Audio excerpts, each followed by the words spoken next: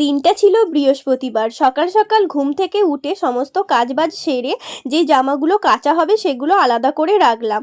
তারপরে চলে গিয়েছিলাম রান্নাঘরে, একটু চা বানিয়ে নিলাম। আজকেও আমার শরীরটা খুবই খারাপ, তাই আর পুজো আজা করি না। শাশুড়ি মাকেই বলেছিলাম যে পুজোটা আমার দিয়ে দিতে।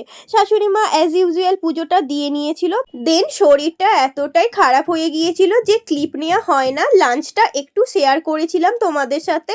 তারপরে সন্ধ্যার দিকে আমার না প্রচণ্ড খিদে পাচ্ছিল লাঞ্চ কম করায়। এদিকে শরীরটাও খারাপ ছিল, তাই আর বাইরে বেরোনো হয় না।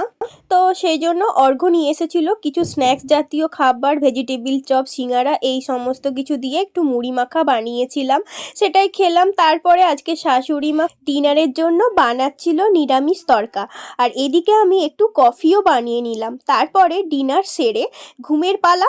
চলো আজকের মতন এ পর্যন্ত। That's it, by.